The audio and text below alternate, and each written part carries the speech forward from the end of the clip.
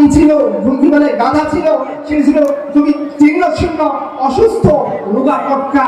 এই গাধা দিয়ে আস্তে আস্তে তিনি সবার পিছনে পড়ে গেছেন। এসে দেখেন মক্কায় আর কোন শিশু বাকি নেই যাকে তিনি নিতে পারেন। শুধুমাত্র একজন আছেন, যার পিতা নেই, মুহাম্মদ রাসূলুল্লাহ।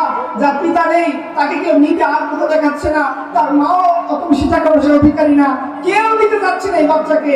তিনি অবদান না পেরে তার মনে হয়েছে যখন আসছি এত কষ্ট করে এত দূর থেকে শূন্য হাতে ফিরে যাব, নিয়ে যাই না এই বাচ্চাটাকে।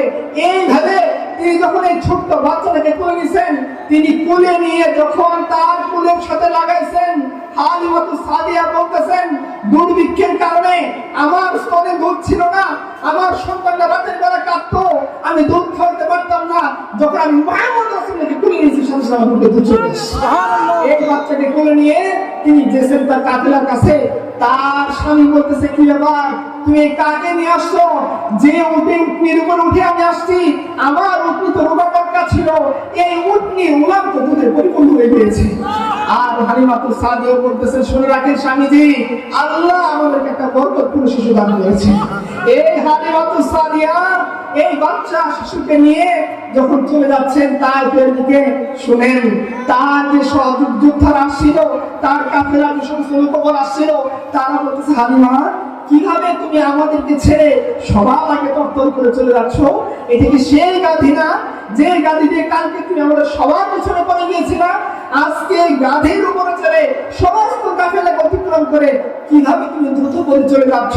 বলতে, শুনে রাখো, আল্লাহ মুহাম্মদের বরকতে আমার এই গাধীকে এই ইটাকে তরতাজা করে দিয়েছেন। কে? কার বরকতে? মুহাম্মদ রাসূলুল্লাহর বরকতে। কার বরকতে? হালিমাতু সাদিয়ার মুখে দুধ আসলো মুহাম্মদ রাসূলুল্লাহর বরকতে। কার বরকতে? উটনি দুধে পরিপূর্ণ হয়ে গেল মুহাম্মদ রাসূলুল্লাহর বরকতে। কার বরকতে? হালিমাতু সাদিয়ার গাধী রোগা পটকা ছিল, সুস্থ হয়ে গেল মুহাম্মদ রাসূলুল্লাহর বরকতে। আপনি উম্মে মাহমুদের তাবুতে চলে যান, রাসূলুল্লাহ সাল্লাল্লাহু আলাইহি ওয়াসাল্লাম হিজরত করতেছেন মক্কা থেকে মদিনায়। উম্মে মাহমুদের তাবুতে বিশ্রাম নিচ্ছেন। উম্মে মাহমুদের স্বামী সমস্ত উটনি নিয়ে, সমস্ত বকরি নিয়ে চলে গেছেন। ঘরে একটা রোগা পটকা উটনি রেখে গিয়েছেন, যে উটনিকে দোহন করা যাচ্ছে না, নড়ানো যাচ্ছে না, এত অসুস্থ। এই জন্য ঘরে বেঁধে গেছেন। ড্রেসিং ল্যান্ডে নিয়ে যান নাই, গোচারণ ভূমিতে নিয়ে যান নাই, কারণ এই রোগা পটকাকে টানলে হয়তো মরে যাবে, বেঁধে রেখে গেছেন। এরকম একটা একেবারে জীর্ণ শীর্ণ বকরি ছাগলকে ছাড়িকে রাসূলুল্লাহ সাল্লাল্লাহু আলাইহি ওয়াসাল্লাম উম্মে মাহমুদের তাবুতে যাত্রা করে দিচ্ছেন। রাসূল জিজ্ঞাসা করছেন, উম্মে বাবা সাল্লাল্লাহু আলাইহি ওয়াসাল্লাম, তোমার কাছে কি কোনো খাবার কিছু আছে? বলতেছে, আমি তো গরিব মানুষ, আমার ঘরে খাবার কিছু নাই, একটা রোগা পটকা ছাগল বান্ধা আছে যেটাকে টানলে মরে যাবে, এই কথা চিন্তা করে আমার স্বামী রেখে গিয়েছে। দেখেন আপনি কিছু করতে পারেন কিনা। আপনি খুলেন হাদিসের কিতাব, খুলেন সিরাতের কিতাব, খুলেন ইতিহাসের কিতাব, দেখেন আপনার রাসূল মুহাম্মদ সাল্লাল্লাহু আলাইহি ওয়াসাল্লাম যখন এই রোগা পটকা ছাগলের উপরে হাত দিয়েছেন, সাথে সাথে ছাগলের রোগা দুধে পরিপূর্ণ হয়ে গিয়েছে। সবাই পান করেছেন, উম্মে মাহমুদকে দিয়েছেন। আর যে পাত্রের মধ্যে ছিল সেই পাত্র অগ্নি ভরা ছিল। উম্মে মাহমুদের স্বামী শুনছে, কি হয়েছে? বলছে, এরকম একটা মানুষ আসছিল। বলছে, হ্যাঁ, এই যে মুহাম্মদ রাসূলুল্লাহ যাকে ধরার জন্য কাফেররা উঠতে আছে, তিনি আমার ঘরে আসছিলেন, আল্লাহ তার বরকতে আমার ঘরের মধ্যে বরকত ঢেলে দিয়েছে। আপনি চলে যান আহজাবের যুদ্ধের মধ্যে সাহাবায়ে কেরাম একেবারে ক্ষুধার্ত অবস্থায়। আজকে আমাদের নেতাকে দেখছেন, সমাজের নেতা, আপনি আপনার নেতাকে একটু দেখেন। প্রিয় ভাইরা একটু শুনেন, আপনার নেতা সত্যিকার অর্থে যাকে আল্লাহ আপনার লিডার মনে করছেন, একটু তো শুনেন।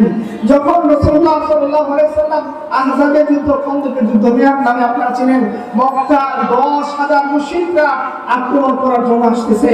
রাসূলুল্লাহ সাল্লাল্লাহু আলাইহি ওয়াসাল্লাম সাহাবায়ে-কেরামকে বলেছেন, পরীক্ষা খাওয়ানো করে সালমান ফারসির পরামর্শে পরীক্ষা খাওয়ানো করতেছেন। তীব্র শীত, ঠান্ডার মৌসুম, খাবার নেই, শীর্ণ শুকনা রুটি, একটু দুর্গন্ধযুক্ত চর্বি, এই খাইতেছেন।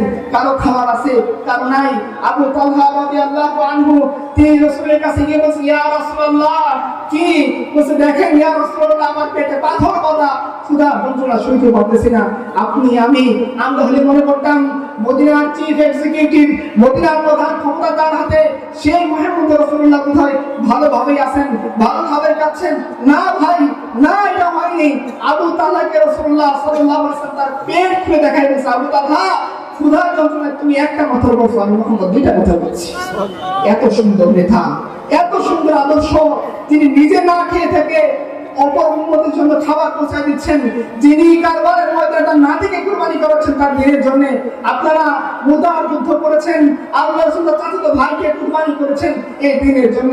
আপনারা মুদার যুদ্ধ করেছেন, আল্লাহ রাসূল তার বন্ধু এবং চাচা হামজাকে কুরবানি করেছেন এই দিনের জন্য। কিন্তু চাইলে আরামায়েশে থাকতে পারতেন, স্বর্ণের পাহাড় নিয়ে চলতে পারতেন, যার জবরপূর্ণ লাইফ লিড করতে পারতেন, সবচেয়ে উত্তম তাবুতে চড়তে পারতেন, সবচেয়ে উত্তম উট ঘোড়া তার হতো। ইচ্ছা করে তিনি সমস্ত দুনিয়া থেকে নিজেকে ডিটাচ করতেন কিসের জন্য? আমার আপনার জন্য।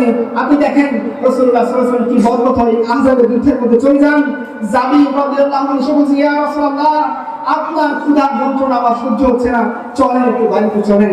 আমার স্ত্রী অল্প আধা কেজি আটা আছে, এটা বেলতেছে, আমি একটা ছোট্ট ছাগল জবাই করছি, চলেন আপনারা 4-5 জন মানুষ গিয়ে আপনি একটু পেটটা পুরে খান। কতদিন হয়েছে আপনি ওইটা ভালো খাবার খাননি, কতদিন জানেন? আরেকটা এক্সাম্পল দেন বুখারী থেকে। রাসূলুল্লাহ সাল্লাল্লাহু আলাইহি ওয়াসাল্লাম একদিন রাতের বেলা বের হয়েছেন, ক্ষুধার যন্ত্রণায় আল্লাহ রাসূলের ঘুম আসছিল না। বের হয়ে তিনি দেখতেছেন আবু বকর, একটু পরে ওমর, তোমরা কেন এই সময় বের হইছো? বলছি, ইয়া রাসূলুল্লাহ, যে ক্ষুধার কষ্ট আপনাকে বের করে আসছে, ওই ক্ষুধার কষ্ট আমাকে বের করে আসছে। তখন চলে গেছেন ক্ষুধার অবস্থা কোথায়? আবু আইয়ুব আনসারীর বাসায়। আবু আইয়ুব বলছে, আবু আইয়ুব, তুমি কি আমাদের মেহমানদারি করবা? আর আপনার রাসূল যদি আপনার দরবারে আসতেন আপনি মেহমানদারি করতেন না। আবু আইয়ুব তো খুশিতে একেবারে আত্মহারা। রাসূল আসছেন, রাসূলের সাহাবী আবু বকর আসছেন, ওমর আসছেন, দুনিয়ার সবচেয়ে শ্রেষ্ঠ 3 জন মানুষ। তিনি বলছেন, ইয়া রাসূলুল্লাহ, আপনি একটু বসেন।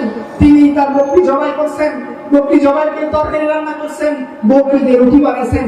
রাসূল সাল্লাল্লাহু আলাইহি ওয়াসাল্লাম যখন খাবার হাজির করা হয়েছে, আল্লাহ রাসূল একটা রুটি একটু গোশত নিয়ে বলতেছেন, যাও আমার মেয়ে ফাতিমাকে দিয়ে আসো, অনেক দিন সে এরকম খাবার খায় না। নবীজির মেয়ে ফার্স্ট লেডি, আমরা বলে ফার্স্ট লেডি বলতেছি না, কারণ তিনি ফাতিমা তো জাহরা, এই আল্লাহর কিছু আমি মুসলমানদের শুনে বললাম যে যাকে আপনারা ফার্স্ট লেডি বলতে পারেন, যে ক্রাউন কি বলে কুইন বলতে পারেন, যাকে আপনারা শাহজাদি বলতে পারেন, সেই নবীর বেটি জান্নাতি মহিলাদের সর্দারিনী আলী রাদিয়াল্লাহু আনহু, তিনি স্ত্রী হাসান হোসেনের মা। আল্লাহ রাসূল বলতেছেন যে অনেক দিন হয়েছে আমার মেয়ে ফাতিমার খাবার খাবে, যার নবী আসে। এই তো রাসূলের জিন্দেগি ছিল। কেন তিনি বরণ করেছেন? আমার আপনার জন্য, বেশি সংখ্যক উম্মতকে শাফায়াত করার জন্য, আমার আপনার মতো নাদান, আমার মতো অধম যাতে আল্লাহর দরবারে আটকে না পড়ে যায়, এই জন্য সেই রাসূলকে আমি আপনি ভুলে গেছি, সেই রাসূলকে সমাজ থেকে ডিলিট করে দিয়েছি, সেই রাসূলকে পরিবার থেকে ডিলিট করে দিয়েছি। চলেন জাবিরের বাড়িতে চলেন।